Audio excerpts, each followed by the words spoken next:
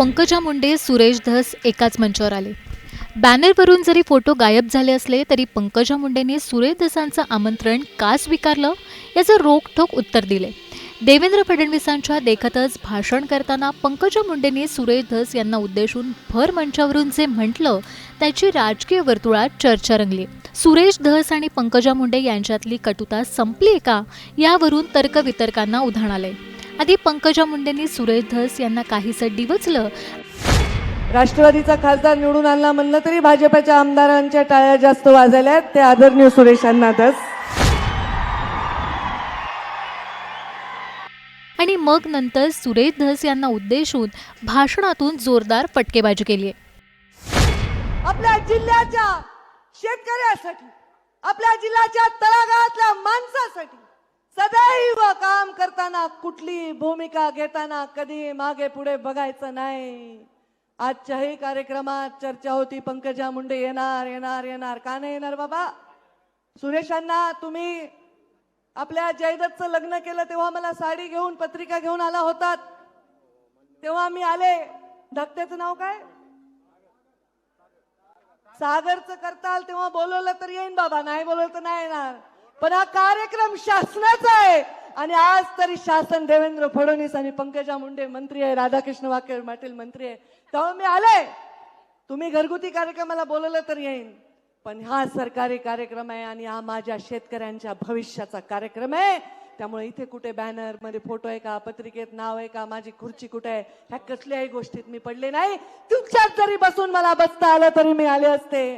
पण माझंही भाग्य मोठं आहे ना, मी पण मुख्यमंत्र्यांची लाडकीच वाटते, कारण मी त्यांच्या हेलिकॉप्टरमध्ये आले.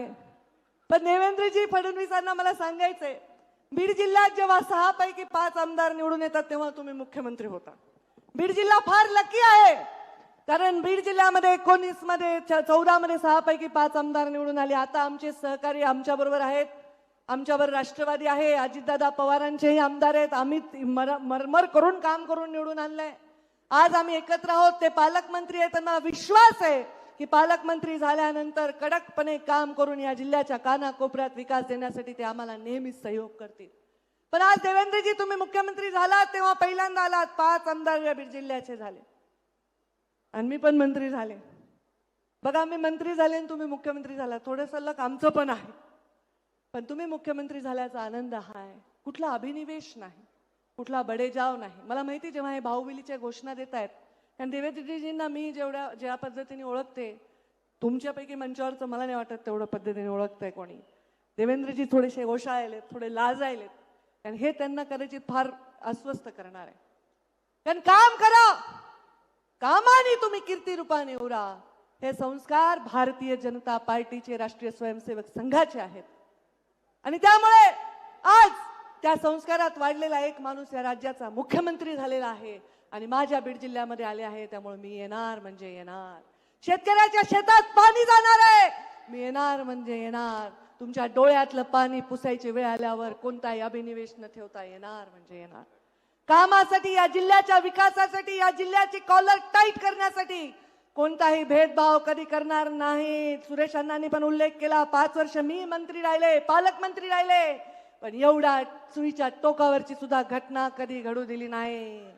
या जिल्ह्यामध्ये कानाकोपऱ्यामध्ये विकास करताना कधी कुणाचे जात धर्म विचारला नाही.